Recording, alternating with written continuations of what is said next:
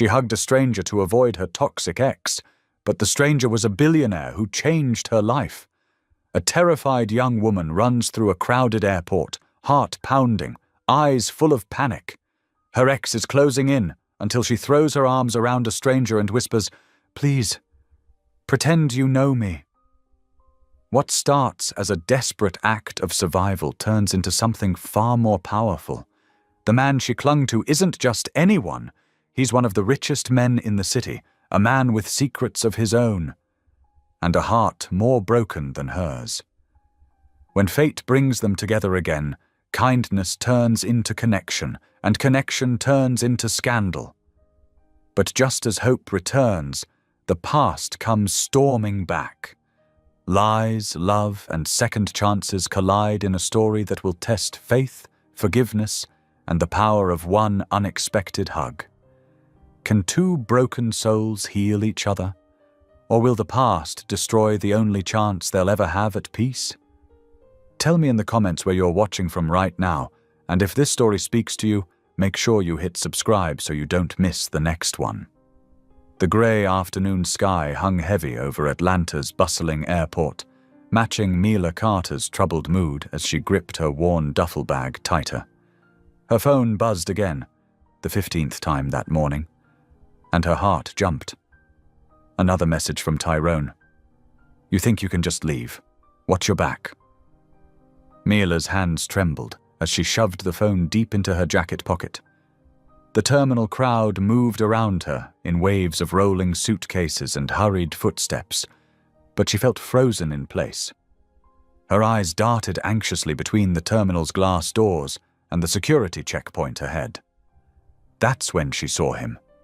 Tyrone's tall frame moved through the entrance, his head turning side to side as he scanned the crowd. The familiar sight of his leather jacket and confident stride sent ice through her veins. She'd hoped he wouldn't actually show up, that his threats were just empty words like so many times before. Panic clawed at her chest. If he caught her now, after all her careful planning. Her breath came in short gasps as she looked desperately for an escape route. Without thinking, Mila stumbled forward, drawn to a man standing alone near the ticket counter. He wore an expensive navy suit that spoke of quiet authority, his posture straight, but somehow weighted with invisible burdens. Something in his calm demeanor made her move toward him.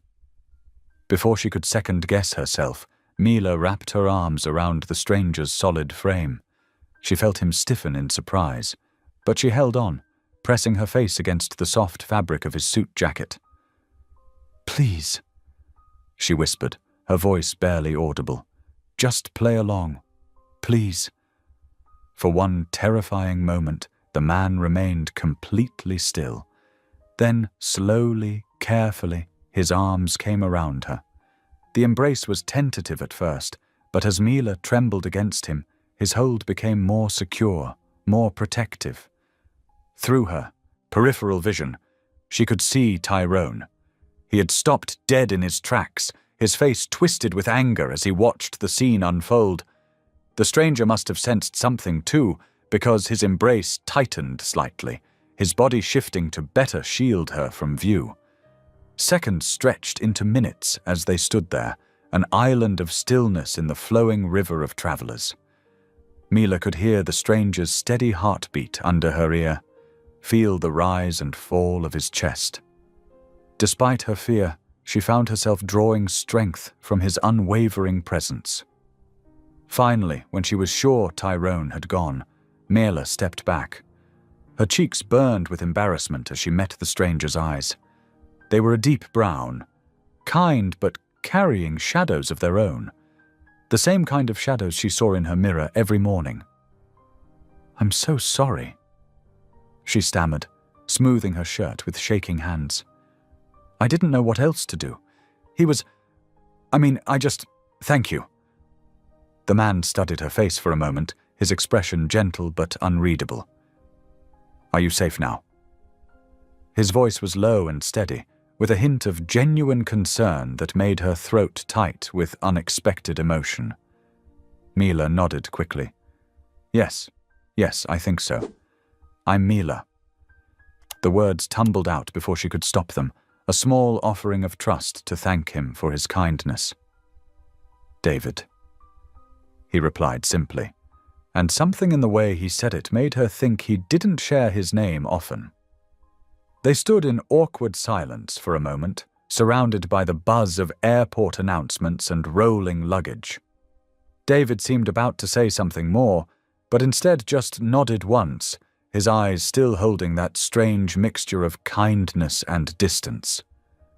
As they parted ways, Mila couldn't help glancing back. David had already merged into the crowd, his navy suit disappearing among the masses of travelers. But the memory of his steady presence lingered, like the echo of a song you can't quite remember but know you've heard before. Making her way to her gate, Mila sank into one of the uncomfortable plastic chairs. Her hands had finally stopped shaking, but her mind was full of questions. Who was David? Why did his eyes hold such sadness?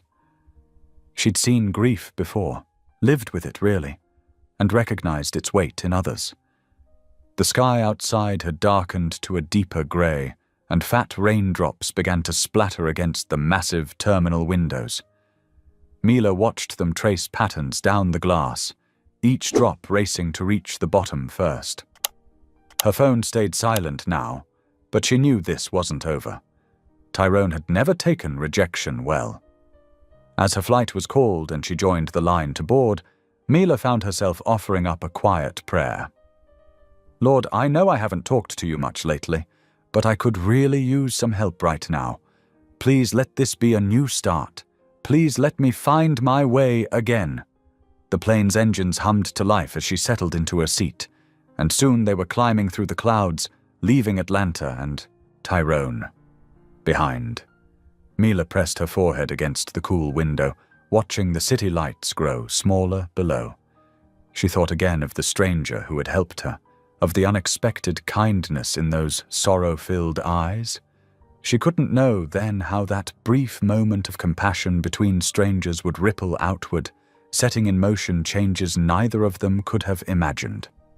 As the plane broke through the cloud cover into clear sky, Mila closed her eyes, exhausted but grateful for at least this one small mercy, a kind stranger's arms when she needed them most. The gentle voice of the flight attendant came over the intercom, announcing their cruising altitude, but Mila barely heard it. Her mind kept returning to that moment in the terminal, the solid strength of David's embrace, the way he'd understood without words what she needed. In a world that had lately seemed full of threats and shadows, that simple act of protection felt like a reminder that good people still existed. She pulled out her journal, its pages worn from use, and began to write. Sometimes that was the only way to make sense of things, to put the words down on paper and let them tell their own story. As her pen moved across the page, she found herself describing not just what had happened, but how it had felt. The terror of seeing Tyrone, the desperate inspiration that had led her to David, and the strange peace she'd found in a stranger's arms. Outside her window, the sun was setting, painting the clouds in shades of pink and gold. Mila watched the colors change, thinking about new beginnings and unexpected guardians. She didn't know what waited for her at her destination, but for the first time in a long while, she felt something that seemed almost like hope. The morning sun filtered through thin curtains as Mila dragged her duffel bag up 3 flights of stairs to her small apartment. Every step felt heavy with exhaustion, but each one also carried her further from Atlanta and the life she'd left behind. The familiar scent of lemon cleaner and fresh coffee welcomed her home, making her shoulders relax for the first time in days. Well, look who finally decided to show her face. A warm voice called from the landing above. Layla Johnson stood there in her favorite yellow cardigan, holding 2 steaming mugs of coffee. Her silver-streaked hair was pulled back in its usual neat bun, and her dark eyes sparkled with both humor and concern. "Miss Layla," Mela breathed out, managing a tired smile. I should have known you'd be waiting. Child, I've been your landlord long enough to know when something's not right. Layla descended the remaining stairs, expertly balancing the coffee cups. And you running off to Atlanta without warning? That's not right at all. Mela accepted one of the mugs gratefully, inhaling the rich aroma. I had to take care of some things. Mm-hmm. Layla raised an eyebrow. Running from storms instead of facing them seems like to me. Her tone was gentle despite the criticism. Come on up to my place. You look like you need to talk more than you need to unpack. Minutes later, they sat in Layla's cozy kitchen, where countless conversations had unfolded over cups of coffee and pieces of whatever Layla happened to be baking. Today, the air smelled of cinnamon and fresh bread. So, Layla said, sliding a warm slice of bread across the table. Want to tell me what really sent you running to Atlanta? Mela stared into her coffee cup. Tyrone found my number somehow. Started calling, texting. Said he'd changed, wanted to talk. She swallowed hard. I thought, maybe if I saw him in person, told him face to face to leave me alone. Lord, give me strength. Layla muttered, shaking her head. That man is about as changed as a leopard spots. Tell me you didn't actually meet with him. No. Mela said quickly, then hesitated. Well, not exactly. He showed up at the airport, but... She felt her cheeks warm, remembering David's unexpected kindness. Someone helped me avoid him. Someone? Layla's eyes narrowed with interest. Must have been quite someone to put that look on your face. Mela ducked her head, focusing on buttering her bread. It was nothing. Just a stranger being kind when I needed it. Mm-hmm. Layla hummed again, clearly unconvinced. Well, seems to me you need to focus on moving forward, not looking back. Have you been applying for new jobs? Some, Mela admitted, but you know how it is. Everything wants years of experience or fancy degrees. God opens doors when we least expect it, Layla said firmly. You just keep knocking, and the right one will open. She reached across the table to pat Mila's hand. And in the meantime, you've got family right here. Mela blinked back sudden tears. Layla wasn't really family, but she'd been more of a mother figure than anyone else in Mela's life lately. Thank you, Miss Layla. Now go get some rest, Layla ordered, standing up. You look dead on your feet. And Mela? She waited until Mela met her eyes. No more running off without telling me, you hear? Yes, Mom, Mela promised, managing a real smile this time. The next few days passed in a blur of job applications and careful screening of her calls. Then, on a particularly grey Wednesday morning, an email appeared in her inbox that made her heart skip a beat.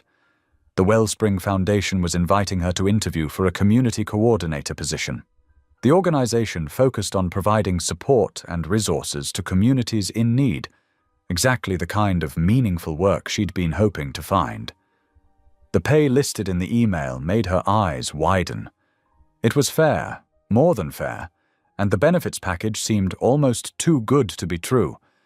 She read and reread the mission statement, feeling a growing excitement. This was exactly what she needed, a chance to help others while building a new life for herself. The interview was scheduled for the following afternoon. Mela spent hours preparing, researching the foundation, and choosing her outfit carefully. A professional navy blue dress that made her feel confident and capable. The foundation's offices occupied a modern building downtown, all glass and steel but somehow welcoming, with planters full of bright flowers softening the entrance. Inside, she was greeted by a friendly receptionist and shown to a conference room where 3 people waited to interview her. They asked thoughtful questions about her experience, her goals, her ideas for community outreach. Mela found herself relaxing as she answered, passionate about the possibility of making a real difference. Halfway through the interview, movement beyond the glass wall caught her eye. A tall figure in a familiar navy suit passed by, then paused. Mila's words faltered as recognition hit her like a physical force. David, the stranger from the airport, stood there, watching the interview with an unreadable expression. Their eyes met through the glass, and he gave her a quiet nod of acknowledgement but said nothing. In that moment, everything clicked into place. David Wallace wasn't just passing by. He was the Foundation's anonymous founder, the driving force behind all this good work. The interview panel seemed not to notice the silent exchange. They continued with their questions, and Mila forced herself to focus, to give them her best answers despite the way her mind was spinning. When they finished, the head interviewer smiled warmly. "Well, Miss Carter, I think we've seen everything we need to see. We'd like to offer you the position, if you're interested in joining us." Mila's heart soared. "Yes," she said immediately. "Yes, I would love to join the Foundation." They discussed start dates and paperwork, but David didn't return to the conference room. As Mila left the building, clutching her offer letter, she felt oddly disappointed not to see him again. But maybe that was for the best. Their paths had crossed twice now in the most unexpected ways. Perhaps that was enough of a miracle for one lifetime. That night, Mila sat by her window, listening to the gentle tap of rain against the glass. The offer letter lay on her small desk, already signed and ready to return tomorrow. For the first time in months, maybe even years, she felt something unfamiliar stirring in her chest. Hope. Real, tangible hope for a future that looked brighter than her past. She thought about how a single moment of kindness in an airport had somehow led her here, to this new beginning. The rain continued its soft rhythm against her window, but now it sounded less like loneliness and more like possibility. Mila arrived at the Wellspring Foundation's office early Monday morning, her heart fluttering with equal parts excitement and nervousness. The modern building looked different in the soft morning light, more welcoming than imposing. She smoothed down her carefully chosen outfit, a forest green blouse and black slacks, and took a deep breath before pushing through the glass doors. The receptionist from her interview, Sarah, greeted her with a warm smile. "Good morning, Mila. Ready for your first day?" "As ready as I'll ever be," Mila replied, managing a small laugh. "Don't worry, we're all family here," Sarah assured her, standing up to guide her through the office. The space buzzed with energy as people moved between desks and meeting rooms, chatting and laughing. "Let me introduce you to everyone." Over the next hour, Mila met so many people her head spun trying to remember all their names. There was Marcus in accounting, who had a booming laugh, and photos of his 3 kids plastered across his cubicle walls. Jenny from program development, whose bright pink hair matched her personality. Thomas, the IT manager, who spoke softly but lit up when talking about the Foundation's database system. "Our main focus is helping single parents get back on their feet," Jenny explained as she showed Mila to her desk. "We provide everything from childcare assistance to job training programs. You'll be coordinating with local community centers to identify families in need." Mila's heart warmed at the mission. "That's amazing. I can't wait to help." Throughout the morning, she couldn't help but notice David Wallace's office door remained firmly closed. The large corner office had frosted glass walls, offering only the vaguest suggestion of movement within. Occasionally, she caught glimpses of him passing through the hallway, always impeccably dressed in perfectly tailored suits. Each time, he offered a polite smile and nod, but his eyes remained distant, like he was looking through rather than at her. During lunch, Jenny pulled her into the break room. "Don't take it personally," she said, noticing Mila's gaze drift toward David's office. "He's like that with everyone. Brilliant man. Incredibly generous, but... She shrugged. There's definitely a wall there. Mila nodded, remembering the careful way he'd held himself even during their brief encounter at the airport. There was something guarded about him, like someone who'd learned to keep the world at arm's length. The afternoon flew by in a whirlwind of training sessions and paperwork. Before she knew it, the office had emptied out, leaving her alone with her new employee handbook and a head full of information. As she gathered her things to leave, she heard quiet footsteps in the hallway. David stood in his office doorway, his suit jacket draped over one arm, staring at something in his hand. Mila realized it was a silver-framed photograph. His expression made her chest ache, raw pain briefly visible before he noticed her presence and quickly slipped the photo into his briefcase. "Good first day?" he asked, his professional mask sliding back into place. "Yes, thank you." Mila answered softly, pretending she hadn't seen his moment of vulnerability. "The team is wonderful." He nodded, offered another polite smile that didn't quite reach his eyes, and headed for the elevator. Mila watched him go, wondering about the photo and the story behind it. When she got home, she found Layla Johnson waiting outside her apartment door with a covered dish that smelled divine. "Can't have you surviving on takeout your first week at the new job," Layla announced, following Mila inside. "Made my famous chicken and dumplings." "Miss Layla, you're an angel," Mila said, inhaling the comforting aroma. They sat at Mila's small kitchen table, and Layla studied her face carefully. "So, how was it? Everything you hoped for?" "Better," Mila admitted. "The work they do, helping single parents. It feels meaningful." Layla hummed, serving up 2 bowls. "And the mysterious Mr. Wallace?" Mila's spoon paused halfway to her mouth. "What about him?" "Baby girl, I've been around long enough to recognize that look in your eyes." Layla's tone was gentle but firm. "Don't mistake kindness for connection. Men like that, successful, handsome, mysterious, they carry storms in their eyes. Whatever pain he's holding on to, it's not yours to fix." "I wasn't thinking." Mila started to protest, but Layla's knowing look stopped her.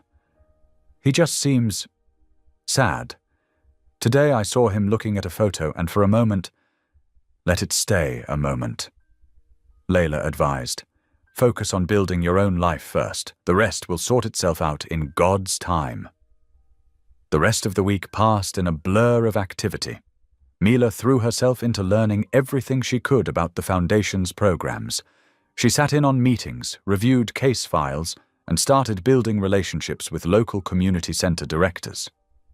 Her natural empathy and attention to detail earned her quick respect from her colleagues. "You have a real gift for this work," Marcus told her on Friday afternoon, after she'd spent an hour helping him restructure a funding proposal. "You see the people behind the paperwork?" Jenny agreed, dropping by Mila's desk with coffee. "Seriously, where have you been hiding? We needed someone like you." The praise made her blush, but it also gave her a sense of purpose she'd been missing. This wasn't just a job.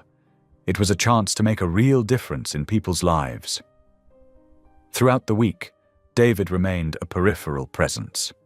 His office door opened for scheduled meetings and closed immediately after. He moved through the office like a ghost, professional but removed. Occasionally their paths would cross, and he'd acknowledge her with that same careful smile, but his eyes always seemed focused on something far away.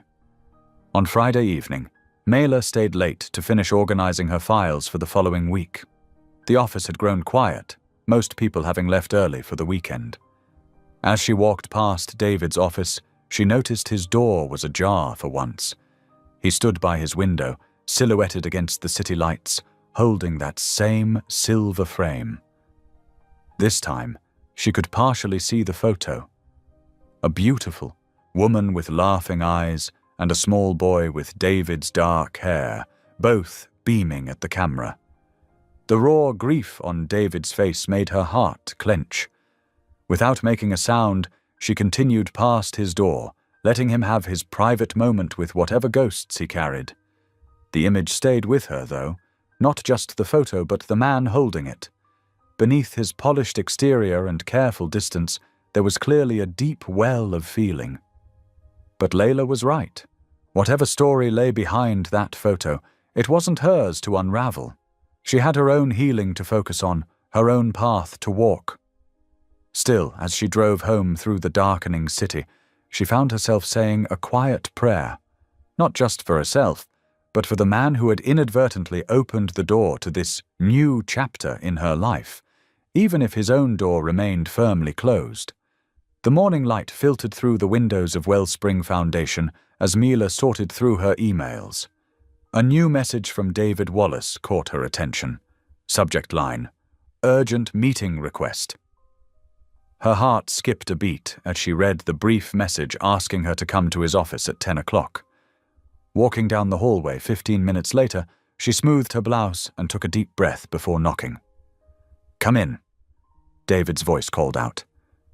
He stood by his desk, sleeves rolled up, surrounded by papers and presentation boards. The usual careful distance in his eyes had been replaced by something else. Excitement, maybe even hope. "I have an idea," he said, gesturing for her to sit. "We've been discussing a new outreach program for mothers in crisis, and I'd like you to help coordinate it." Mila leaned forward, intrigued. "What kind of program?" "A comprehensive one," David explained, spreading out several documents. "Emergency housing, job training, childcare assistance, everything a mother needs to get back on her feet. We're planning a launch event next month to connect with local shelters and community organizations." His enthusiasm was contagious. For the next hour they discussed possibilities, with Mila offering insights from her own experiences working with struggling families. David listened intently, taking notes and asking thoughtful questions. "This could really make a difference?" Mila said softly, reviewing the preliminary budget. "That's why I want you involved," David replied. "You understand these women's needs in a way that spreadsheets can't capture." They spent the next few weeks immersed in planning. Late nights became routine, their desk lights the only ones still glowing in the darkened office. Chinese takeout boxes and coffee cups littered their workspaces as they refined proposals and made countless calls. One evening, as they shared vegetable lo mein and reviewed vendor contracts, David noticed Mila absently touching the cross necklace she always wore. "Family heirloom?" he asked. She smiled, a touch of sadness in her eyes. "My grandmother's. She was the heart of our church. Community back home. Taught me that faith isn't just about Sunday services, it's about how you treat people every day." David nodded, setting down his chopsticks. "You still believe that? After everything?" Mila was quiet for a moment. "It's complicated. Growing up, everything seemed so clear. My parents raised me to believe in God's plan, in the goodness of people." She pushed her food around. "Then I met Tyrone." David's expression darkened at the name. "He was charming at first." Mila continued. "Said all the right things, went to church with me, acted like he shared my values. But slowly, things changed. The criticism started, the control, making me doubt myself, my worth, my faith." Her voice wavered. "By the time I left, I wasn't sure what I believed anymore." David's hand twitched, as if fighting the urge to reach across the table. "I'm sorry," he said quietly. "No one deserves that." "What about you?" Mila asked gently. "Do you believe in anything anymore?" The silence stretched between them.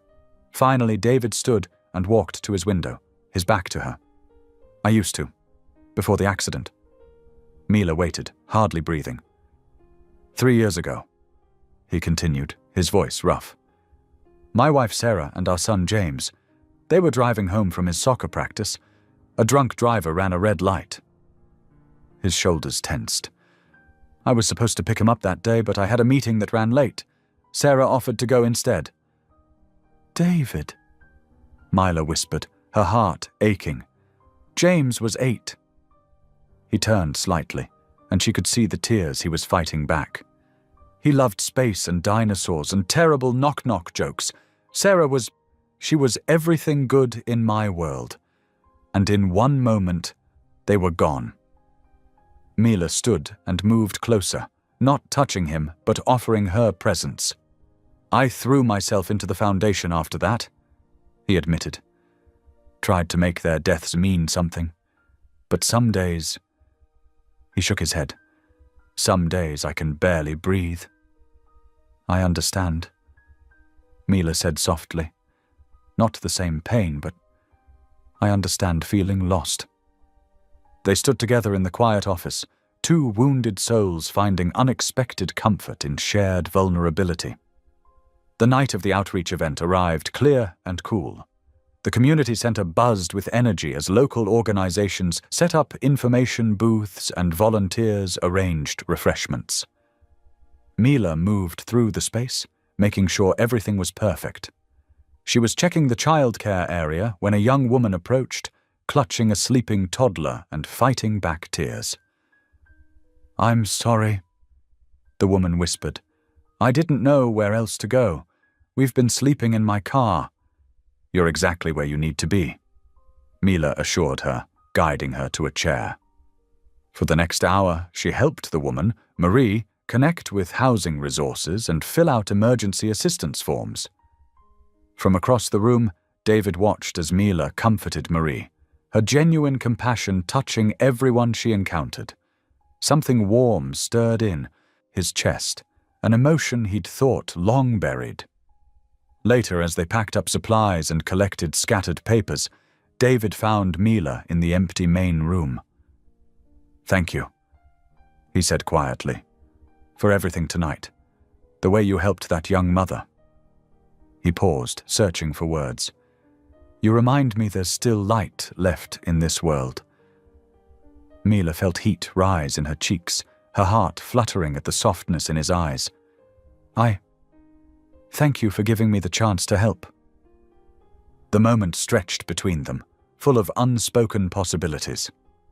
When Mila arrived home that night, Layla was waiting up, despite the late hour. There's that smile again, she observed, patting the couch beside her. Want to talk about it? Mila sank down, her emotions a tangle of hope and uncertainty. The event went really well. We helped so many people. Layla hummed. And I don't know. Mila twisted her hands in her lap.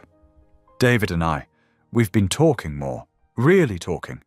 He told me about his wife and son. Layla's expression softened with understanding. That's a heavy burden he carries. I know, Mila whispered.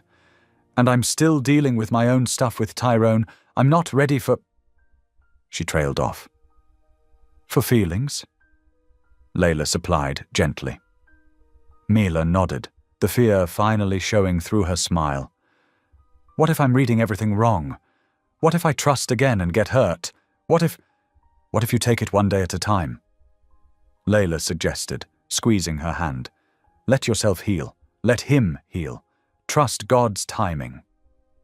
Mila leaned her head on Layla's shoulder, grateful for her wisdom and warmth. The night's events played through her mind. Marie's tears of relief, David's gentle words, the way he looked at her when he thought she wouldn't notice. Hope and fear danced in her heart, neither quite winning out. The autumn chill crept through Mila's thin jacket as she trudged up the stairs to her apartment. Her feet ached from a long day of community outreach, but satisfaction warmed her heart. The Wellspring Foundation had helped 3 more families find housing today. The hallway lights flickered as she reached her floor, casting dancing shadows on the worn carpet. Something white caught her eye, a piece of paper tucked beneath her door. Probably another notice from maintenance. she thought. But when she bent to pick it up, her fingers trembled. 2 words were scrawled in familiar handwriting. "Miss me?" The note slipped from her suddenly numb fingers. Tyrone. He'd found her.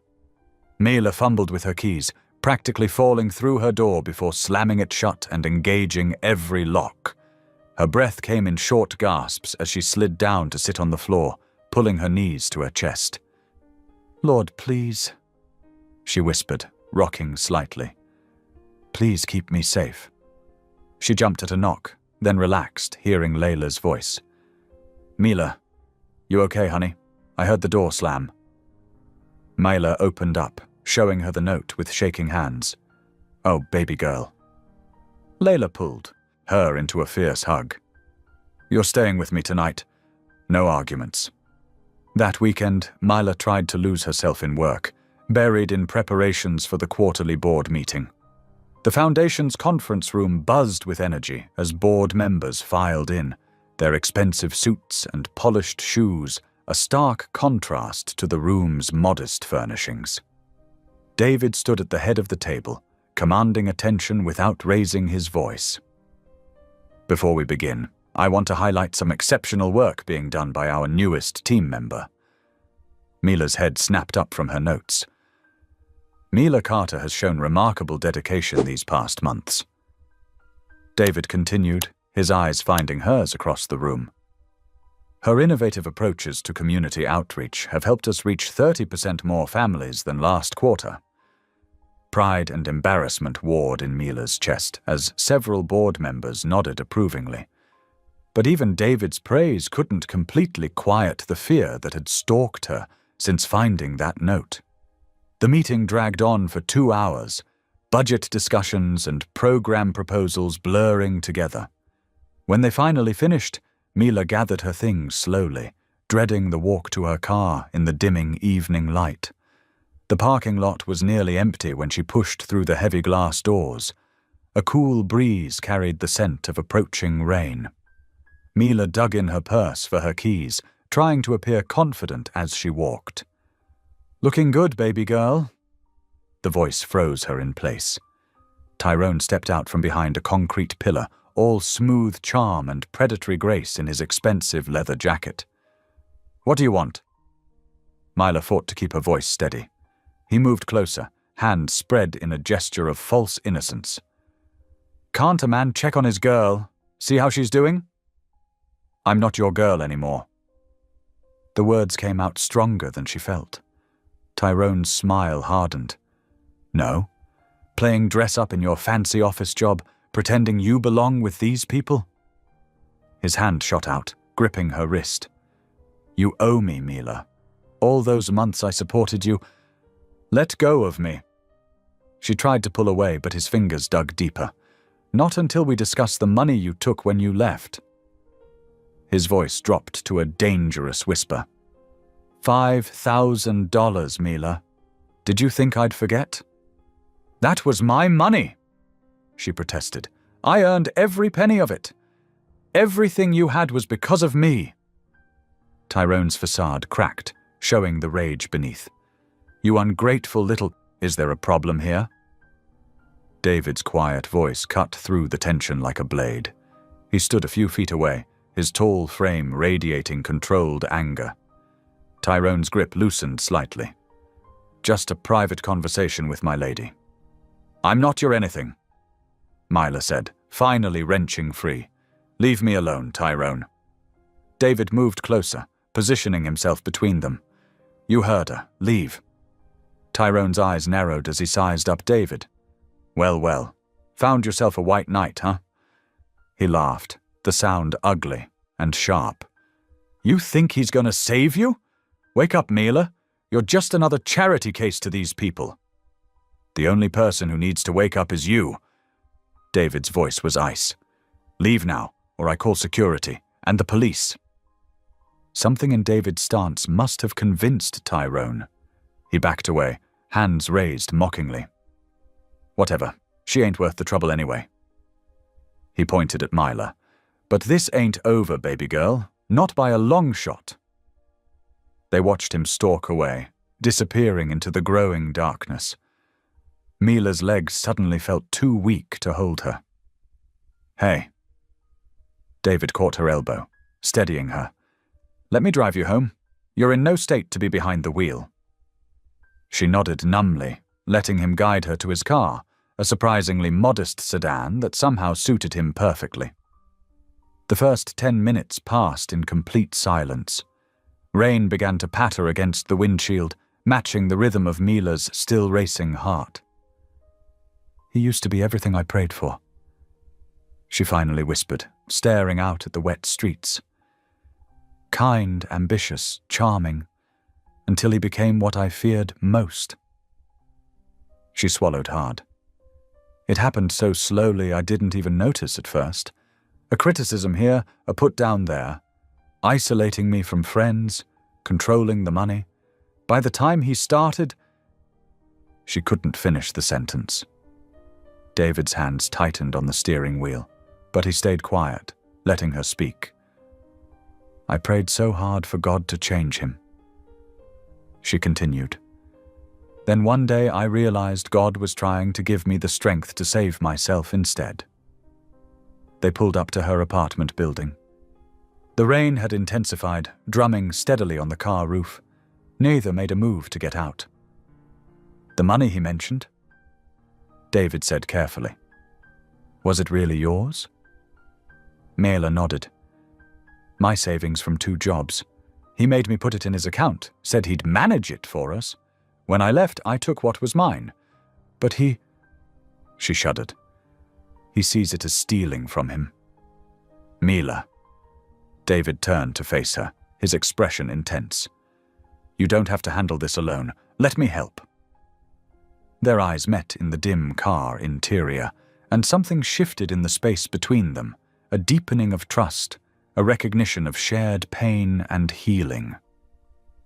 "Thank you," she whispered, meaning it for more than just the ride home. Lightning flashed in the distance as they sat there, 2 wounded souls finding shelter from their respective storms. Sunlight streamed through the office windows the next morning, catching dust motes in its golden beams. Mila sat at her desk, trying to focus on her computer screen, but her mind kept drifting back to the previous evening's confrontation. Her wrist still bore faint marks from Tyrone's grip, which she carefully concealed beneath her sleeve. The soft tap of footsteps made her look up. David stood there, his expression concerned as he studied her face. "How are you holding up?" he asked quietly, leaning against her desk. Mila managed a small smile.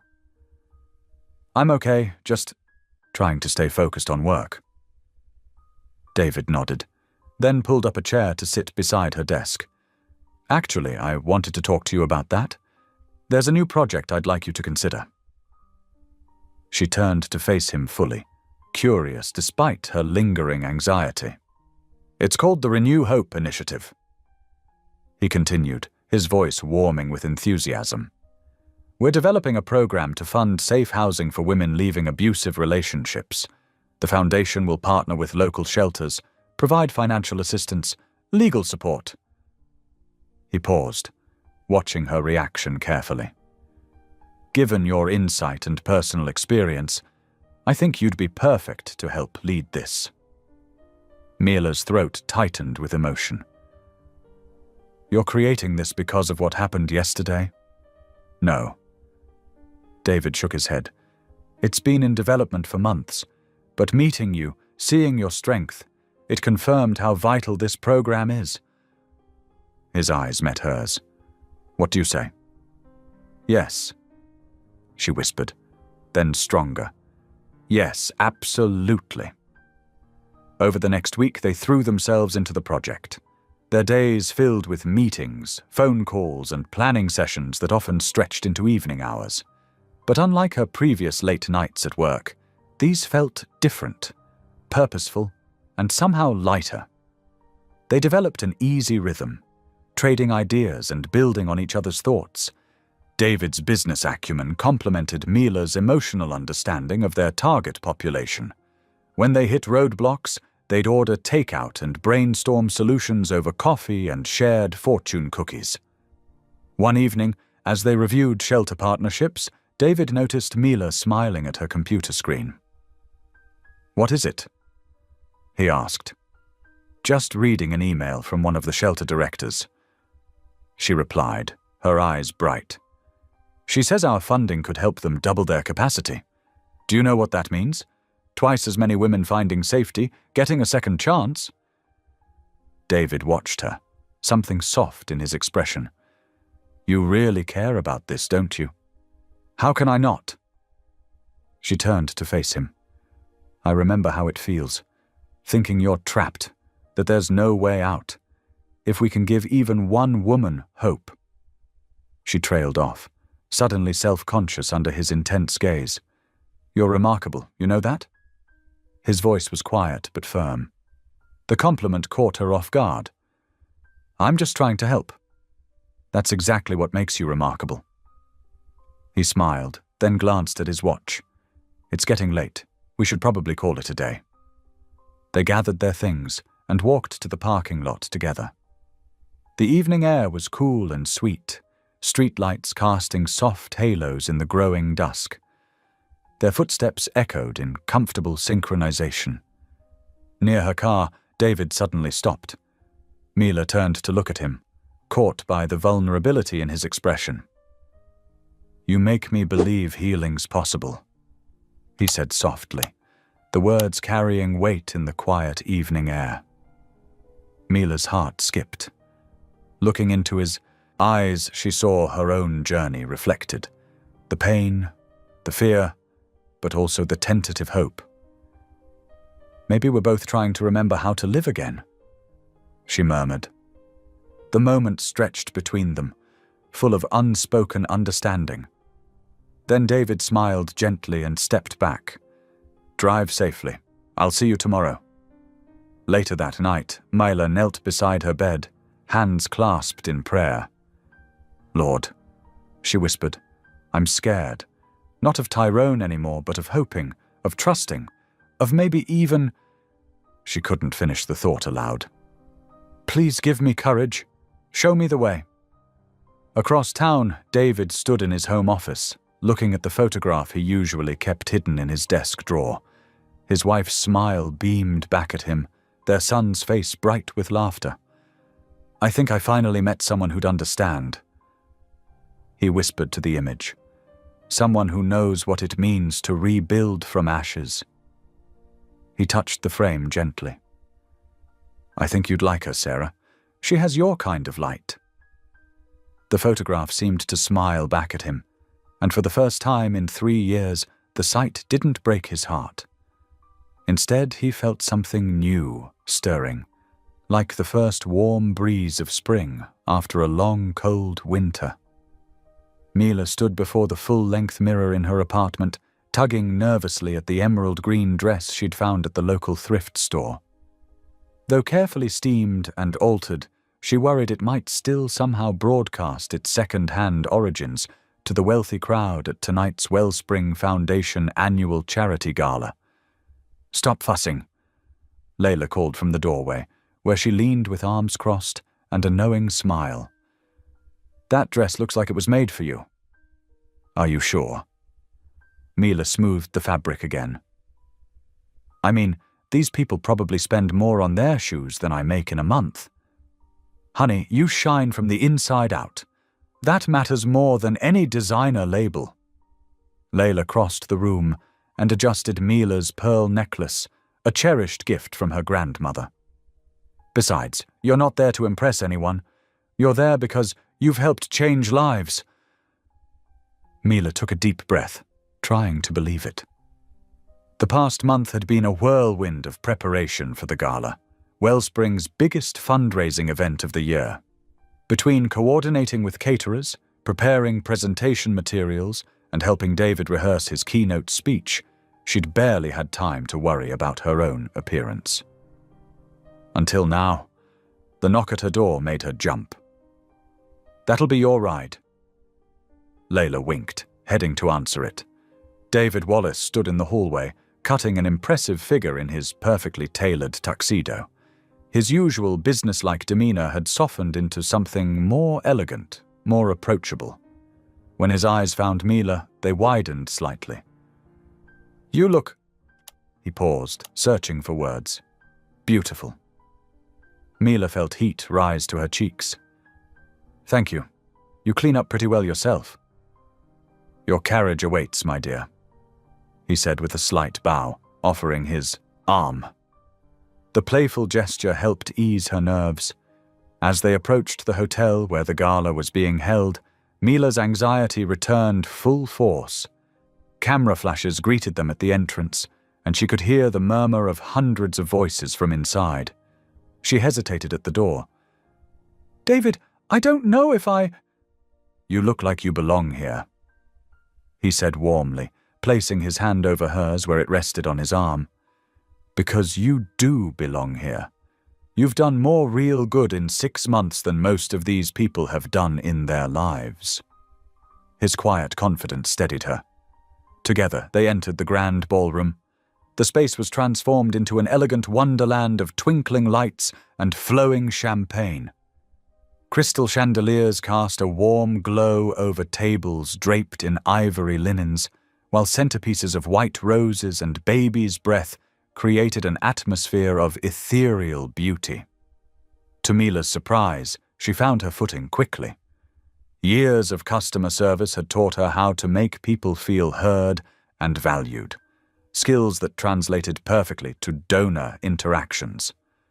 She shared passionate stories about the women they'd helped through the Renew Hope initiative, while David provided the practical framework of numbers and future goals. "You see that couple over there?" David whispered during a brief, quiet moment. "They just pledged $1 million to expand our housing program." $1 million? Mila gasped softly. "Because of you." He smiled. "Your stories touched their hearts. That's what I've been trying to tell you. You belong here because you make people care." As the evening progressed, they fell into an effortless rhythm. When David spoke to potential donors, Mila would add personal touches that brought the statistics to life. When she shared emotional testimonials, he would follow up with concrete ways to help. They moved through the crowd like dance partners, each anticipating the other's steps. During a quiet moment near the dessert table, a reporter from the Atlanta Society pages approached them, notebook in hand. "Mr. Wallace, Ms. Carter, you two make quite the impressive team. Are you a couple?" The question hung in the air. Mila felt her heart skip a beat as David's hand came to rest gently on her back. He didn't immediately deny it, instead offering a diplomatic smile. "We're dedicated to the Foundation's mission," he said smoothly. "Mila's contribution has been invaluable." The reporter scribbled in her notebook, clearly reading more into the non-denial and the protective gesture. Mila knew this would cause talk, but in that moment, with David's warm hand on her back, she found it hard to care. Later, as they swayed together during a slow dance, David murmured, "I hope I didn't make you uncomfortable earlier, with the reporter." "No," she said softly, "though I suspect we'll be tomorrow's gossip." "Let them talk," he replied, his hand tightening slightly at her waist. "They'll find something new to gossip about next week." But the next morning proved him wrong. Mila woke to dozens of notifications on her phone. The photo had gone viral. David Wallace, the notoriously private billionaire philanthropist, looking at his unknown companion with unmistakable warmth. The headlines ranged from curious to sensational. "Billionaire's mystery woman," "Love at Wellspring," and "The unknown woman who captured Wallace's heart." Mortified, Mila could barely bring herself to go to work. When she finally did, she kept her head down, trying to ignore the whispers and stares from other employees. Around lunchtime, Layla showed up at her office with a paper bag of comfort food. "I saw the news," she said, pulling up a chair. "How are you holding up?" "I feel like I'm back in high school." Mila groaned. Everyone's talking about me, and not in a good way. If people talk, it means you're doing something that matters, Layla said firmly. Besides, have you seen the photo? That man looks at you like you hung the moon. Layla, Mila protested, but couldn't help smiling. I'm just saying what everyone else can see. Layla shrugged, unwrapping a sandwich. Now eat your lunch before it gets cold. Meanwhile, David was facing his own challenges. The board of directors had called an emergency meeting, concerned about the appearance of impropriety. Some worried it would affect donations, others suggested it might undermine the foundation's credibility. With all due respect, David's voice cut through the murmuring. Mila Carter has brought more value to this foundation in 6 months than many of us have in years. She works harder than anyone I know, cares deeply about our mission, and has impeccable integrity. If anyone suggests otherwise, they can take it up with me personally. The room fell silent. It was rare to see David Wallace show such emotion, and rarer still for him to issue what amounted to a challenge. That evening, as the office emptied, Mila was gathering her things when David appeared in her doorway. I hear the board meeting was interesting, she said quietly. Nothing for you to worry about. He replied, then added softly, I meant every word I said in there. Their eyes met, and something shifted in the air between them. The friendship they'd built over months of working together had grown into something else, something tender and uncertain and full of possibility. Neither of them spoke of it directly, but they both felt it, a gentle warmth, like sunlight breaking through clouds after a storm. Thank you, Mila said finally, for defending me. Always, he answered simply. As they walked to the parking lot together, their shoulders occasionally brushing, both understood that something had changed. The viral photo hadn't just exposed them to public scrutiny, it had exposed feelings they'd been careful to keep hidden, even from themselves. In the gathering dusk, they paused by their cars, reluctant to part. The city lights twinkled around them like earthbound stars. And for a moment, all the gossip and speculation fell away. They were just two people, standing on the edge of something new and wonderful and terrifying. Good night, David, Mila said softly. Good night, Mila, he replied, his voice warm with unspoken words. As they drove their separate ways home, both felt the weight of things yet unsaid, of feelings growing too strong to ignore. The viral photo had merely captured what everyone else had already seen, two hearts healing together, finding light in shared purpose and understanding. The morning after the viral photo incident, David appeared at Mila's desk with an unexpected proposition. How would you like to escape all this gossip? He asked, his eyes twinkling. There's a community center renovation project in your old neighborhood that could use our attention. Mila's face lit up. Really, I'd love that. The prospect of doing something meaningful felt like a lifeline after days of whispers and sideways glances. An hour later, they were driving through familiar streets in David's understated sedan. Mila watched the city landscape change, buildings growing shorter, trees more abundant. Her old neighborhood wasn't wealthy, but it had heart, something she could see David appreciated as he took in the carefully tended flower boxes and cheerful murals. The community center was buzzing with activity when they arrived. Local volunteers moved back and forth, carrying supplies and chatting animatedly. Children darted between the adults, their laughter carrying on the warm breeze. It's exactly how I remember it, Mila said softly, taking in the worn brick building. I used to come here after school. David touched her elbow gently. Show me around? They walked through the renovation site, Mila pointing out where she'd done homework, played basketball, found refuge on hard days. David listened intently, his eyes soft with understanding. The library corner was my favorite spot, she explained, gesturing to a sunny alcove. I'd hide there for hours, reading everything I could get my hands on. We're adding more windows here, David said, pointing to the plans. More natural light for future readers. As they moved through the space, Mila noticed how different David seemed away from the office. His suit jacket was off, sleeves rolled up, tie loosened. He stopped to chat with volunteers, asking questions and listening with genuine interest to their stories. The sun streamed through the windows, casting warm patterns on the floor. Children's laughter echoed from the playground outside, creating a soundtrack of joy that made Mila's heart feel lighter than it had in years. They joined a group working on the new reading nook.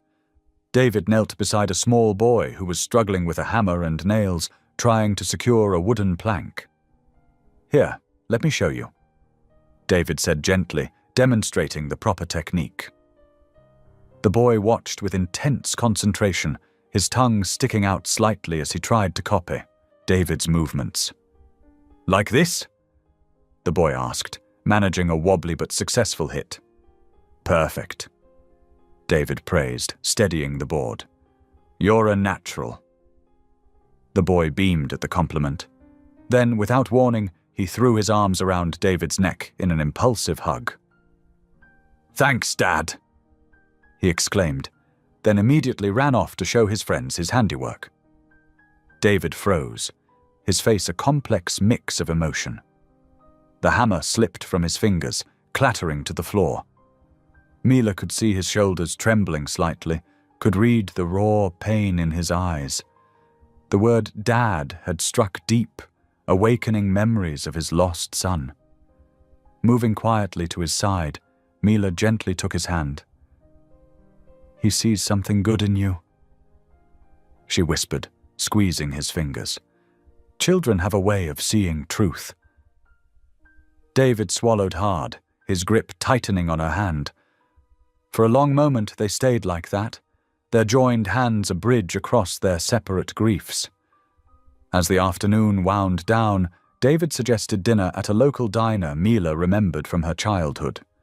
The place was unchanged. Red vinyl booths, slightly sticky menus, and the best comfort food in Atlanta. They settled into a corner booth as twilight painted the sky in soft purples and blues. The waitress brought them coffee in thick white mugs, steam curling up in the diner's warm light. Thank you for today, Mila said, wrapping her hands around her mug. I needed to remember there's more to life than office gossip. Me too, David admitted. Being here, seeing real people, real lives being changed, it reminds me why we do what we do. Their conversation deepened as their food arrived. Between bites of meatloaf and mashed potatoes, they talked about faith, how Mila had found her way back to it, how David still struggled. I was so angry after losing them, he confessed, pushing his peas around his plate. I couldn't understand how a loving God could take away everything that mattered. Mila listened, her heart aching for his pain. Faith isn't about having all the answers, she said softly. Sometimes it's just about having hope that meaning exists, even when we can't see it. Is that how you survived, Tyrone? David asked carefully. Mila nodded slowly. That and forgiveness, not for him, but for myself. I had to forgive myself for staying so long, for believing I deserved less than love. You deserve everything good, David said with quiet intensity. They talked about starting over, how it felt impossible until suddenly it wasn't, how healing came in unexpected moments and unlikely places. Like an impromptu hug in an airport? David suggested with a small smile. Mila laughed softly. Like that, yes. The walk to her apartment was slow, neither wanting the evening to end. The city had quieted, streetlights casting gentle halos on the sidewalk. When they reached her door, David turned to face her, his eyes searching her face. The silence between them stretched, filled with unspoken words and possibilities. Then, with infinite gentleness, David leaned forward and kissed her. The kiss was soft, almost reverent. Mila felt peace flood through her, and with it, fear.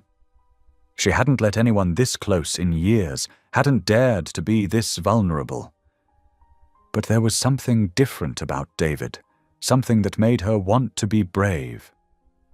When they finally pulled apart, David rested his forehead against hers for a moment. No words were needed. They both understood the magnitude of what had just happened, the threshold they had crossed. Mila's heart thundered in her chest, a mix of terror and joy she hadn't felt since before Tyrone had stolen her ability to trust. But here, in this moment, with David's warm presence and the memory of children's laughter still echoing in her mind, she felt something she thought she'd lost forever. Hope. Sunlight streamed through Mila's bedroom window the next morning, warming her face. She stretched contentedly, remembering David's gentle kiss from the night before. Her fingers traced her lips, and a smile spread across her face. For the first time in years, her heart felt light, unburdened. She dressed with extra care, choosing a pale yellow blouse that made her dark skin glow. Even the morning traffic couldn't dampen her spirits as she drove to work, humming along to gospel music on the radio. The morning passed in a pleasant blur. David was in meetings, but he'd left a coffee cup on her desk with a yellow sticky note that simply read, "Thank you for yesterday." Such a small gesture, but it made her heart skip. Around 2 o'clock, her phone started buzzing incessantly. Text messages flooded in from friends, family, even old church members. At first she ignored them, focused on grant proposals. But when Sarah from accounting rushed to her desk with a concerned look, Mila knew something was wrong. "Have you seen it?" Sarah whispered, holding out her phone. Mila's stomach dropped as she read the headline on Atlanta's most notorious gossip site. "Gold digger alert. Unknown woman seduces billionaire David Wallace. Sources reveal dark past." Below were photos of her and David at the diner, clearly taken through the window. They looked intimate, happy, but the article twisted everything. It detailed her suspicious, rapid rise at the foundation, hinted at impropriety, and quoted an anonymous source about her history of targeting wealthy men. "She's always known how to play the victim," the source said. "Ask anyone who really knows her." Mila felt sick. She recognized Tyrone's words, his vindictive touch in every line. He'd been watching them, waiting for his moment to strike. The comment section was worse, people speculating about her character, making crude assumptions. Some recognized her from the gala photos and were especially vicious. Guess the charity case wanted more than just a job. Her phone rang. The foundation's board secretary. "Emergency board meeting in 30 minutes. Your presence is requested."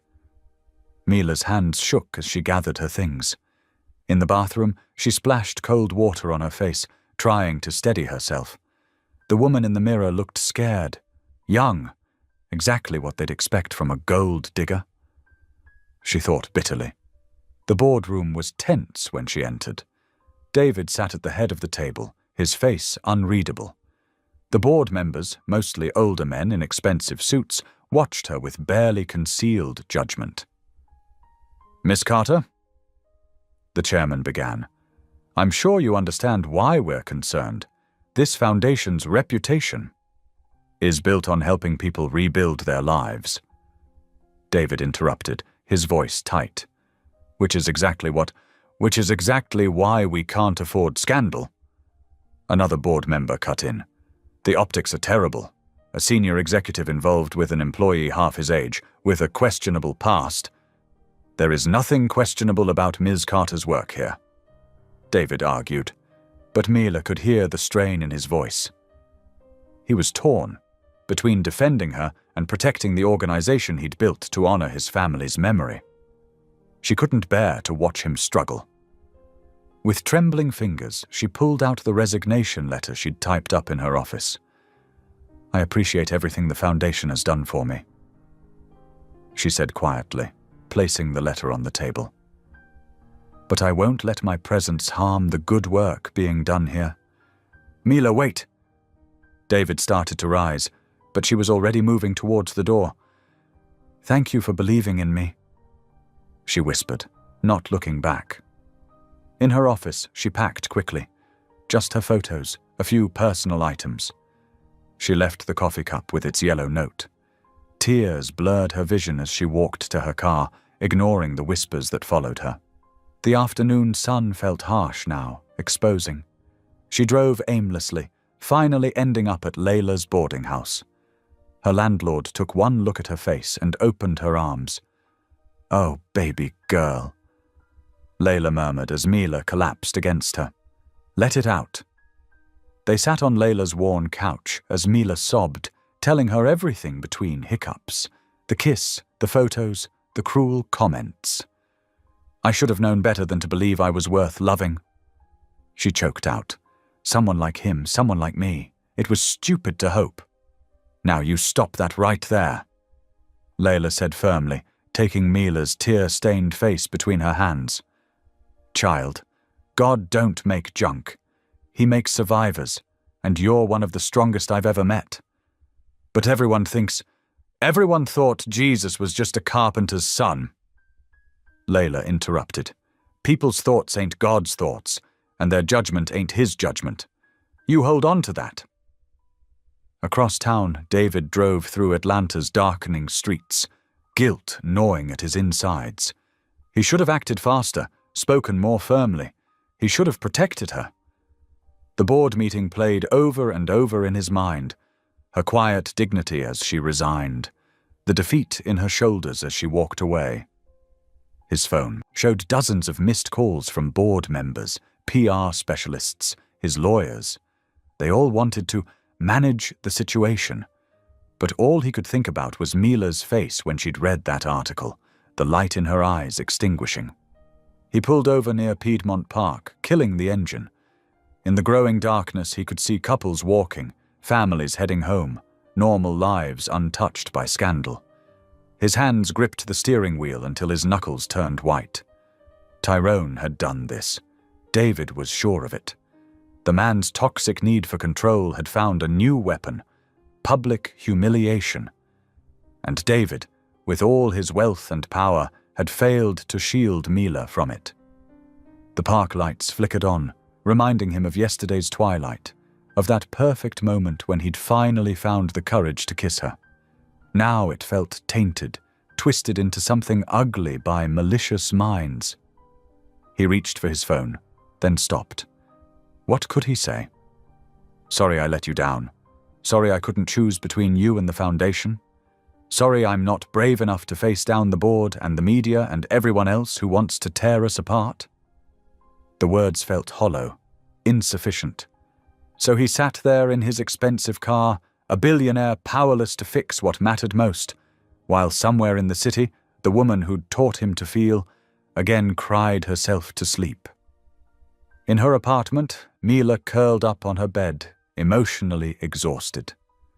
Layla had made her tea, prayed with her, and promised to stay the night. But even her landlord's steady faith couldn't completely ease the ache in Mila's chest. Her phone lay silent now. She'd turned it off after seeing Tyrone's text. "Remember who you really are, baby. Just trying to help you stay humble." The cruelty of it, the calculated timing, the way he'd twisted her growing relationship with David into something sordid, it was all so perfectly, horribly Tyrone. He'd found a way to hurt her without leaving a single bruise. Through her window, she could see the city lights blurring through her tears. Somewhere out there, David was probably regretting ever hugging her in that airport, ever letting her into his carefully ordered world. She'd brought chaos and scandal to his door, just like Tyrone wanted. "Lord," she whispered into her pillow, "I know you don't make mistakes, But right now it hurts so much to trust that plan of yours." The night stretched long before her, filled with memories of David's smile, his gentle hands, the way he looked at her like she mattered. Now those memories felt like photographs burning at the edges, turning to ash in the heat of public scorn. Layla's words echoed in her mind. "God don't make junk. He makes survivors." But tonight, surviving felt like the hardest thing she'd ever done. The days after Mayla's resignation blurred together like watercolors in the rain. She found herself walking past Wellspring's office building sometimes, muscle memory carrying her feet down familiar paths before she caught herself and turned away. The autumn chill had settled into Atlanta, leaves crunching beneath her sensible work shoes as she made her way to Sweet Grace Bakery each morning. The owner, an elderly woman named Miss Grace, had hired her on the spot. "Something in your eyes tells me you know what hard work means," she'd said, and Mila had nearly cried with gratitude. Now her days started at 4:30 in the morning, kneading dough and frosting cupcakes, letting the rhythmic work soothe her troubled mind. In quiet moments between customers, she'd catch glimpses of newspaper headlines or hear whispered conversations about David Wallace. She tried not to listen, but some words filtered through anyway. Reclusive, withdrawn, foundation struggling. Each snippet felt like a paper cut to her heart. Layla kept her updated, whether Mila wanted it or not. "That foundation's hurting without you," she'd say over their weekly Sunday dinners. "Donations down 30% since you left. They're saying he barely shows up anymore." "Please," Mila would whisper. "I can't bear to hear it." But she couldn't stop thinking about him either. Every time she volunteered at the community center they'd helped build together, memories flooded back. Children played on equipment they'd installed. Mothers attended classes in rooms they'd painted. Their shared dream lived on in every corner. One afternoon, while helping a young boy with his homework, she heard his mother talking about Wellspring's reduced funding. "We might have to cut some programs," the woman said sadly. "Such a shame. That Mila Carter, she really understood what we needed here." Mila had excused herself to cry in the bathroom, remembering how David had knelt beside that little boy, teaching him to hammer nails, how his eyes had softened when the child hugged him, how everything had seemed possible then.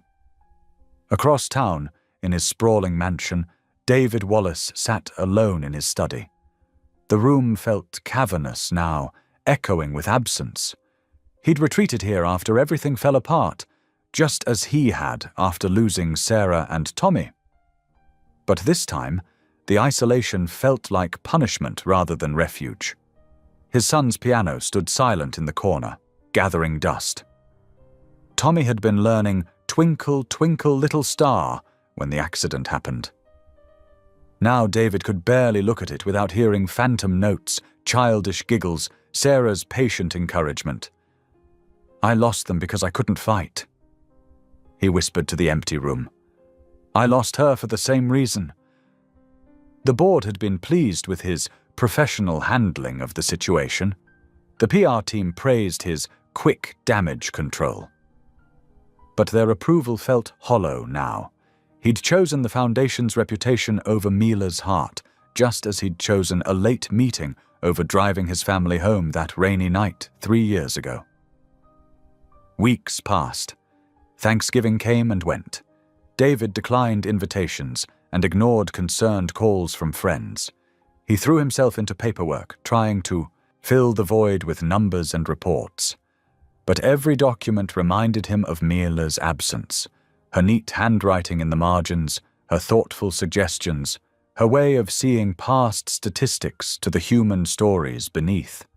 The community center's latest report showed declining attendance. Without Mila's personal touch, people were drifting away. She'd known every parent's name, every child's favorite color. He'd admired that about her, how she made everyone feel seen, just as she'd made him feel seen. December arrived, bringing Christmas lights and holiday music. David avoided both.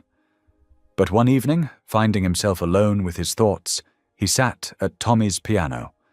Dust coated the keys, and he realized he hadn't touched them since that kiss with Mila. His fingers found the simple melody Tommy had been learning. Twinkle, twinkle, little star, echoed through the empty house, clumsy and hesitant. Halfway through he stopped, overcome by memories, Tommy's small hands on the keys, Sarah's arms around them both, Mila's smile when he'd mentioned teaching his son music. That night, Christmas Eve, David Wallace did something he hadn't done since burying his family. He knelt beside his bed, just as he'd taught Tommy to do, and prayed. "God," he whispered, voice rough with disuse. "I don't deserve forgiveness. I've failed every person I've ever loved. But Mila, she believed in your grace. She saw good in me when I couldn't see it myself. Please, please forgive me. For everything." Miles away, in her small apartment, Mela sat alone in the darkness. The only light came from a single candle she'd placed in her window, a tradition her mother had taught her, symbolizing hope in dark times. The bakery had closed early for Christmas Eve, and the community center was quiet. She'd declined Layla's invitation for dinner, needing space to process the weight of memories this season brought. Her Bible lay open on her lap, pages worn smooth from years of seeking comfort in its words. The candle's flame cast flickering shadows as she read familiar verses about faith, hope, and love. "Lord," she prayed softly, "I know you have a plan, even when it hurts, even when I don't understand. Please help me forgive Tyrone for his cruelty, David for his fear, myself for hoping too much.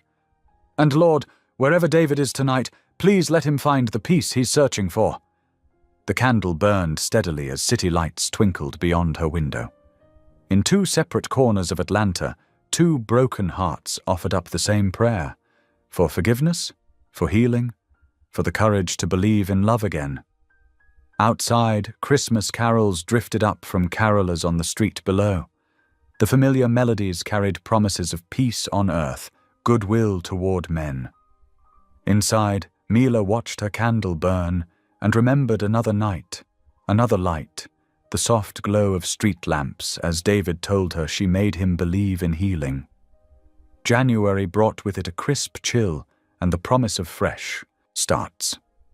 Mila sat at her tiny kitchen table, staring at the cream-colored envelope that had arrived that morning. The community center's logo gleamed in gold lettering at the top, an invitation to the grand reopening ceremony. Her fingers traced the embossed letters, remembering late nights spent planning this very event. The center had been their shared dream, hers and David's, back when everything felt possible. Now it felt like touching a bruise that hadn't quite healed. "I don't think I can go," she murmured, pushing the invitation away. Layla Johnson, who had stopped by with her famous cinnamon rolls, clicked her tongue disapprovingly. She settled into the chair across from Mila, her warm brown eyes full of wisdom earned through years of counseling broken hearts. "Child, when are you going to stop running?" Layla asked, reaching across to take Mila's hand. "Those people need you, not David Wallace, not the foundation, the mothers, the children, the families who'll walk through those doors looking for hope." Mila sighed, picking at the edge of the tablecloth. "But what if he's there? What if everyone starts whispering again? I can't—" "Can't what?" Layla interrupted, her voice gentle but firm. "Can't show them that a good woman stands tall even when life knocks her down. Can't prove that your worth isn't tied to what people say about you."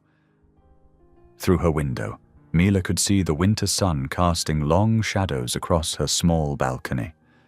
The potted plants she'd nursed back to health after nearly dying in the fall were showing new growth, tiny green shoots reaching towards the light. "I'm scared," she admitted quietly. Layla squeezed her hand.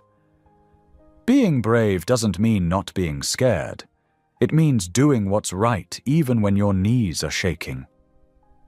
That evening, Mila pulled out her simplest dress, a navy blue wrap dress that had seen her through countless job interviews and church services. It wasn't fancy like the gown she'd worn to the gala, but it was honest. Real. Like her. She spent extra time braiding her hair into neat rows, the way her mother had taught her.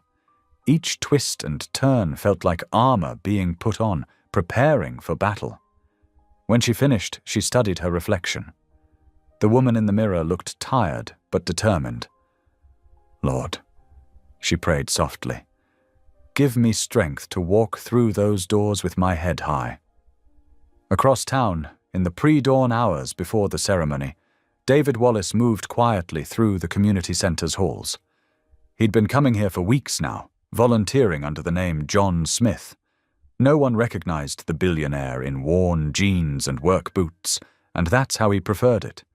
He swept floors, fixed flickering lights, painted walls, manual labor that left his hands blistered, but his conscience a little lighter. Each task felt like a small act of penance, not just for Mila, but for every time he'd chosen safety over courage. The morning sun was just beginning to stream through the windows when he heard voices approaching. The ceremony would start soon. He quickly grabbed his broom, keeping his head down as early arrivals began filtering in. The community center had transformed from the shell it had been months ago. Fresh paint brightened the walls, new computers lined the resource room, and colorful children's artwork already decorated the daycare area. Everything Mila had envisioned was here, except her. David had just finished sweeping the main hall when he heard a familiar voice at the entrance. His heart stopped. Mila stood in the doorway, sunlight catching the edges of her braided hair. She wore a simple blue dress that made her look both stronger and more vulnerable than he remembered. Her chin was lifted, but he could see the slight tremor in her hands as she clutched her purse. Time seemed to freeze as their eyes met across the room. David's hands tightened on the broom handle, his carefully maintained anonymity crumbling in the weight of her gaze. He saw the moment recognition dawned, saw hurt, surprise, and something else flash across her face. She hadn't expected to find him here like this. Sleeves rolled up, face humbled, doing the kind of work he used to fund with a signature. The billionaire turned janitor, trying to earn back what money couldn't buy. The broom felt heavy in his hands, but he couldn't look away. Around them, people continued arriving, their voices creating a buzz of excitement. But for David and Mila, the world had narrowed to this single moment, to the space between who they had been and who they were now. A small boy darted between them, breaking the spell. Mila blinked and turned away, moving deeper into the crowd. David watched her go, the distance between them feeling both vast and paper-thin. He had imagined this moment differently in his dreams, grand speeches, public apologies, dramatic reconciliations. But now, covered in dust and holding a broom, he realized that maybe this was better. Maybe real redemption started here, not with big gestures, but with small acts of service and silent humility. The ceremony would begin soon. David retreated to the maintenance closet to store his cleaning supplies, his heart pounding with the weight of unspoken words. Through the crowd, he caught glimpses of Mila greeting old friends, her smile genuine despite the tension in her shoulders. She was here. After everything, she had come. And somehow, that felt like the beginning of something, or perhaps the continuation of something that had never really ended. The morning light streamed through the windows, painting everything in shades of possibility. In its glow, two people who had lost their way began the delicate work of finding it again, one small step at a time. The crowd seemed to part naturally as Mila took her first tentative steps toward David. The bustling noise of the community center, excited chatter, children's laughter, chairs scraping across floors, all faded into a distant hum. Her heartbeat drummed in her ears with each step. David stood completely still, the broom forgotten against the wall. His usual polished appearance was replaced by something rawer. His rolled sleeves revealed strong forearms marked with paint stains, and his face showed signs of genuine physical labor. When she reached him, close enough to see the flecks of dust on his shirt, Mila's voice came out barely above a whisper. "You shouldn't be here." His blue eyes met hers steadily. "Neither should you," he replied, his voice equally soft. Then something shifted in his expression, a gentle breaking, like sunlight through clouds. A sad smile touched his lips as he added, "But maybe this is exactly where we both belong." Mila wrapped her arms around herself, fighting the urge to step back. "Why are you really here, David?" He ran a hand through his disheveled hair, a gesture that reminded her of long nights planning events together over takeout containers. "I resigned from Wellspring's board," he said simply. Her eyes widened. "What, but the foundation?" "Is being rebuilt from the ground up," he finished. "New mission, new board, new everything." He glanced around at the community center, at the fresh paint and new furniture, at the families already making the space their own. "You were right, Mila. I needed faith more than control. I've spent 3 years trying to buy my way out of grief, trying to control everything so I wouldn't have to feel anything." His voice cracked slightly. "But you showed me another way. You taught me that real change happens here, on the ground, one person at a time. Not in boardrooms or at galas." Mila felt tears gathering in her eyes, hot and insistent. "David, I was a coward," he continued, his words coming faster now. "When Tyrone tried to destroy your reputation, I should have stood beside you. Instead, I let fear win again, just like I've been doing since I lost Sarah and Tommy." A tear slipped down Mila's cheek. She could see the weight of regret in every line of his face, could hear the sincerity in every word. And something else, hope, fragile but real. "I forgive you," she said softly, surprising herself with how true the words felt. "Not because you deserve it, or because what happened was okay. I forgive you because I need peace, because holding on to hurt only hurts me more." David's shoulders sagged with visible relief. Before he could respond, someone called out that the ribbon-cutting ceremony was about to begin. The background noise rushed back in. People gathering, cameras being positioned, excited children bouncing on their toes. They looked at each other for a long moment. Then David gestured towards the crowd with a tentative smile. "Shall we?" Mila nodded, falling into step beside him as they joined the gathering. Their shoulders brushed occasionally as they found their places, and neither pulled away. The mayor was speaking now, praising the community center's transformation. But Mila barely heard the words. Instead, she felt the warmth of David's presence beside her, solid and real. She thought about second chances and God's timing, about how sometimes the longest journey could lead you right back to where you started, but as a different person, stronger and wiser for having made the trip. The scissors glinted in the morning light as they cut through the red ribbon.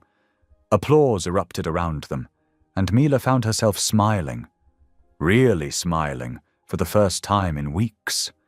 Beside her, David's hand found hers and squeezed gently. She squeezed back. The sun had begun its descent, painting the Atlanta sky in brilliant shades of orange and pink. The celebration inside the community center was winding down, with volunteers stacking chairs and parents gathering their tired children. Outside, the golden glow of streetlights flickered to life one by one, casting warm pools of light on the concrete steps where Mila and David sat. The evening air held a gentle chill, just enough to make Mila pull her cardigan closer around her shoulders. The concrete steps were cool beneath them, but neither seemed eager to move. After the whirlwind of the day's events, the ribbon cutting, the tours, the proud showing of new facilities, this quiet moment felt like a gift. David's voice broke the comfortable silence, low and sincere. "I've been thinking about that day at the airport," he said, his eyes fixed on the distant horizon. "When you hugged me out of nowhere." Mila felt warmth creep into her cheeks at the memory. "I was so scared that day," she admitted, "running from everything I knew." "But you weren't really running." David turned to look at her, his expression earnest. "You were being brave enough to start over." He shifted slightly, taking a deep breath as if gathering courage. That moment, it was the first time in 3 years someone had hugged me like that. Really hugged me, I mean. After Sarah and Tommy died, people treated me like I was made of glass. But you just held on. Mila watched his profile in the golden light, seeing the vulnerability etched in every line of his face. Her heart ached with understanding. "Mila," he continued, his voice growing stronger with each word. "You reminded me what it means to live again. Not just exist, not just go through the motions, but really live. You're my miracle, Mila." The words hung in the air between them, pure and true. Mila felt tears prick at her eyes, but they weren't sad tears. She leaned over, resting her head on his shoulder. The fabric of his shirt was soft against her cheek. "Maybe," she whispered, her voice thick with emotion. "We both were meant to be broken first, so we'd know what healing feels like." David's arm came around her shoulders, pulling her closer. The moment felt sacred, like a prayer spoken in the space between heartbeats. The streetlights cast their gentle glow, and the evening wrapped around them like a blanket. The sound of approaching footsteps made them look up. Layla Johnson was making her way toward them, carrying 3 steaming thermoses. Her wise eyes took in the scene before her, and a knowing smile spread across her face. "Well now," she said, her voice warm with affection. "Looks like I brought this hot cocoa at just the right time." She handed them each a thermos, the metal warm against their hands. Mila couldn't help but smile at her landlord and friend, remembering all the late-night talks and words of wisdom Layla had shared over the past months. "How do you always know exactly when you're needed, Miss Layla?" Layla settled herself on the step below them, her eyes twinkling. "Told you, child. God writes the best love stories." She took a sip from her own thermos. "He just sometimes needs us to be patient while he works out all the details." Laughter rippled between the 3 of them, soft and pure, carried on the evening breeze. It was the kind of laughter that heals, that makes broken things whole again. Mila felt it in her chest, warm as the cocoa in her hands, sweet as the promise of tomorrow. They sat there together, watching the last colors fade from the sky, sharing comfortable silence and occasional sips of cocoa. The community center stood behind them, a testament to what could be built from broken pieces when faith and love showed the way. Spring blossomed into summer, and summer faded into fall as Mila and David poured their hearts into their most meaningful project yet. The Hug Foundation took shape in a renovated 3-story building on the outskirts of Atlanta, its brick facade freshly painted in warm, welcoming colors. "We need more than just beds and walls," Mila had insisted during the planning phase, her eyes bright with purpose. "We need to create a home." David had smiled, watching her sketch out ideas for comfortable reading nooks and sunny community spaces. "You always see beyond the surface," he'd said softly, remembering how she'd seen past his own carefully constructed walls. The foundation quickly became more than just another charity. Women across the city began whispering about it in hushed, hopeful tones, a place where second chances weren't just promised, but delivered. Each room was furnished with care, each common area designed to foster healing and connection. Layla Johnson, with her trademark mix of tough love and tender wisdom, stepped into the role of lead counselor as naturally as breathing. Her office became a sanctuary where tears could fall freely and broken spirits could begin to mend. "The Lord works in mysterious ways," she'd say, settled in her comfortable armchair across from women who reminded her of Mila not so long ago. "Sometimes he sends angels wearing business suits, and sometimes he sends them with bruises that match your own." The name itself, the Hug Foundation, raised eyebrows at first among traditional donors. But when Mila and David shared their story at churches and community centers across the state, those doubts melted away. They stood together at podiums, their presence complementing each other. David's quiet strength and Mila's gentle resilience painting a picture of hope. "I was running scared that day in the airport," Mila would tell their audiences, her voice steady and sure. "But God knew exactly what he was doing when he put me in David's path." David would then step forward, his hand finding hers. "Sometimes the bravest thing we can do is ask for help," he'd add, "or offer it to someone who needs it." Their story resonated deeply, especially in faith communities where abuse often went unspoken. They received letters from women who found courage in their words, from men who recognized their own need for healing, from families touched by their message of redemption through faith and love. Tyrone's shadow, which had once loomed so large over Mila's life, began to fade. His attempts at harassment backfired when his actions caught the attention of law enforcement. Multiple restraining orders and pending charges forced him to retreat from Atlanta altogether. His departure felt less like an ending and more like a weight lifting, allowing Mila to breathe more freely. One crisp autumn afternoon, Mila and David stood before the foundation's new sign, a simple but elegant design featuring two embracing figures formed from gentle brush strokes. The sun caught the gold lettering just right, making it seem to glow. "This started with one hug," Mila said softly, squeezing David's hand. "And it saved us both." David turned to look at her, his eyes full of tenderness. The man who once couldn't express his emotions now wore his heart openly when it came to Mila. "It did more than save us," he replied. "It showed us how to live again." Around them, the foundation buzzed with life. Through the windows, they could see Layla leading a support group in the community room, her hands moving expressively as she spoke.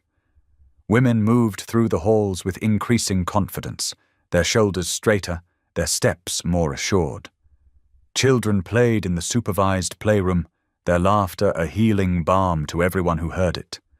The Hug Foundation had become more than just a shelter. It was a testament to the power of God's timing, of second chances, of love that transforms. What began as a desperate embrace between strangers in an airport had grown into a beacon of hope for countless others seeking their own path to healing.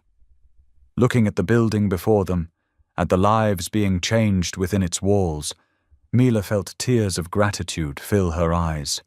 The foundation was their love story made manifest, not just between her and David, but between broken souls and the God who healed them, between past pain and future promise, between fear and faith. David wrapped his arm around her shoulders, pulling her close as they watched another family arrive, clutching worn bags and uncertain smiles. They knew that inside, Layla would be ready with her particular blend of scripture and straight talk, of comfort and challenge. They knew that tonight, one more person would lay their head down in safety, perhaps for the first time in years. Spring bloomed across Atlanta, painting the city in soft pinks and yellows. At the Hug Foundation, Volunteers hung streamers and arranged flowers for their first annual open house. The scent of fresh-baked cookies wafted from the kitchen, where Layla supervised a team of resident bakers, her voice carrying instructions mixed with encouragement. "Remember now," she called out. "These treats aren't just sugar and flour. They're welcome and warmth for whoever walks through those doors today." David adjusted a banner while Mila arranged information packets on a table near the entrance. The Foundation's success had exceeded their wildest dreams, but they never forgot its humble beginnings. Each detail was carefully chosen to make newcomers feel at ease, from the soft music playing in the background to the comfortable chairs arranged in casual groupings. As the afternoon sun streamed through the windows, guests began to arrive. Community leaders, donors, and successful program graduates mingled with current residents, creating a tapestry of hope and healing. Children darted between adults' legs, their laughter a testament to resilience. Then she appeared at the door, a young woman with dark circles under her eyes and bruises poorly hidden by makeup. Her hands clutched her purse like a shield, and her eyes darted nervously around the room. The noise and crowd seemed to overwhelm her, and she took a half step backward. Mila noticed immediately. Something in the woman's stance, in the way she held herself, spoke of familiar pain.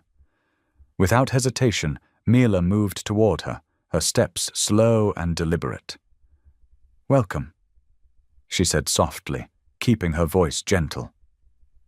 The young woman flinched slightly but didn't retreat. Mila saw herself from years ago in those frightened eyes, the same desperation that had led her to hug a stranger in an airport. With careful movements, Mila opened her arms. The young woman hesitated for just a moment before falling into the embrace, her body trembling with held-back tears. "You're safe now," Mila whispered, holding her securely. "Sometimes the stranger you cling to in fear might just be the one God sent to bring you home." The woman's shoulders shook as she finally allowed herself to cry, years of tension releasing in that moment of safety. Mila just held her, understanding the power of that first moment, when someone finally feels secure enough to break. Across the room, David watched the scene unfold. His heart swelled with quiet pride as he observed Mila doing what she did best, offering others the same grace that had saved her. The Foundation buzzed with life around him. Music played softly from speakers, children giggled in the play area, and the smell of fresh cookies continued to fill the air. He thought about their journey, from that first desperate hug in the airport to this moment. Every step, even the painful ones, had led them here. The Foundation wasn't just a building or a program, it was living proof that God could turn life's deepest wounds into wells of healing for others. As the sun began its descent, painting the sky in brilliant oranges and pinks, David made his way through the crowd to where Mila stood. She had helped the young woman get settled with Layla, who was already working her particular magic of tough love and tender care. David reached for Mila's hand, intertwining their fingers. She looked up at him with eyes that shone with unshed tears of joy. "Home isn't a place anymore," he said softly, his voice filled with certainty and love. "It's you." Mila squeezed his hand in response, understanding all the unspoken words in that simple statement. Together, they walked into the crowd of people whose lives they'd touched and who had touched theirs in return. The weight of their pasts had lifted, replaced by the lightness of grace and the warmth of purpose fulfilled. Around them, the open house continued, a celebration of second chances and new beginnings. Ladies from the cooking class proudly served their creations, children showed off art projects made in therapy sessions, and successful graduates shared stories of triumph with newcomers. Each person present was a testament to the power of love, faith, and the courage to begin again. The evening light filtered through the windows, casting a golden glow over the gathering. In that moment, peace radiated through the room. tangible, profound, and complete. It was the peace of love redeemed, of faith restored, of hearts forever changed by grace. The foundation's walls held not just stories of survival, but testimonies of transformation, each one beginning with the simple courage to reach out and accept help. Thank you for being here. If something in this story stayed with you, I'd love to see you again. Subscribe, and tomorrow I'll bring you another story crafted with heart.